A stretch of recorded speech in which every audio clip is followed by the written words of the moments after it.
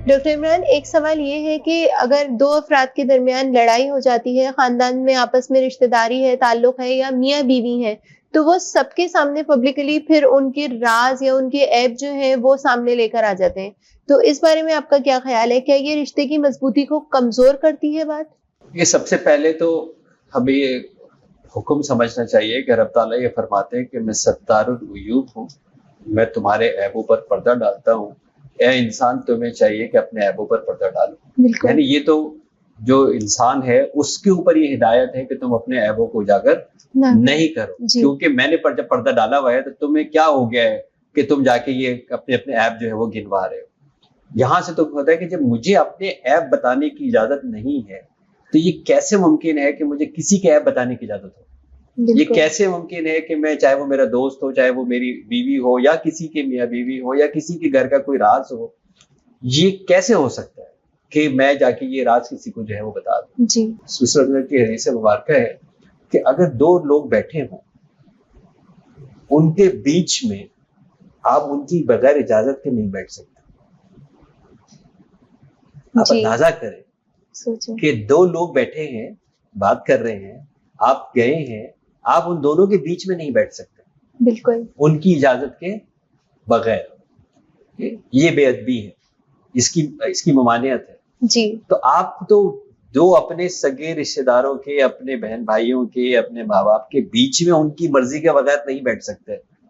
तो ये कैसे मुमकिन है कि आप उनके बीच की बात किसी और को बता दें? जी, या डॉक्टर साहब इस तरह से कि जैसे अगर मियाँ बीवी की आपस की लड़ाई हुई है, तो बीवी जो है वो टेलीफोन पे अपनी अम्मी को या अपनी बहनों को वो तमाम तर बातें और उसमें और कि मेरे मियाँ में ये ऐब है या ये बुराई है। इसी तरह से जो शौहर है वो अपनी बीवियों के हवाले से अपनी वालिदा या अपनी बहनों से बात कर रहे होते हैं और कहते हैं कि तो घर में बात हो रही है, तो इस हवाले से आप जरूर बात करें। देखिए, सबसे पहली बात तो ये है कि जिसका उससे ताल्लुक नहीं है उसको तो वो बात किसी भी हाल में नहीं बतानी चाहिए। बिल्कुल। मियाँ बीवी के रिश्ते में तो बेडरूम से बाहर बात आनी ही नहीं चाहिए। बिल्कुल। ठीक है। अब लेकिन ये है कि अगर ऐसे बेबस हो गई है कि वो अपनी बात नहीं पहुंचा पा रही है, अपना दिफा नहीं कर पा रही है, तो अब उसको ज़ाहिर ये बात किसी को बतानी है।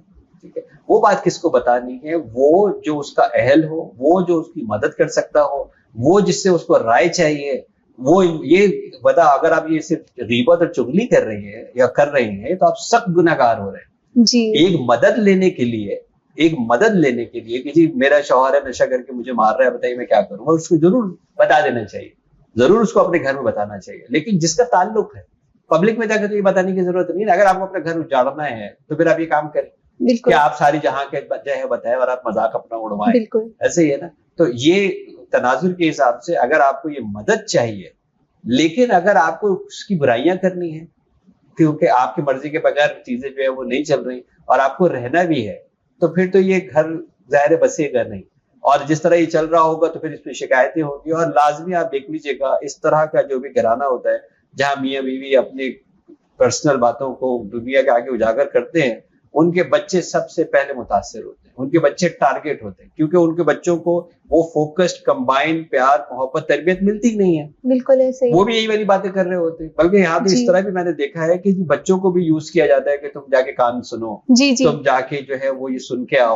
और फिर जाहिर वो एक मैंने अगर आपको कोई बात बताई है, जैसे हम चाइनीज विस्पर भी कहते हैं, आपने जिनको बात बताई वो सेम हो ही नहीं सकती, वो उसमें कुछ कमी हो जाएगी, कुछ जाती हो जाएगी, कुछ तनाजुर जो है वो चेंज हो जाएगा।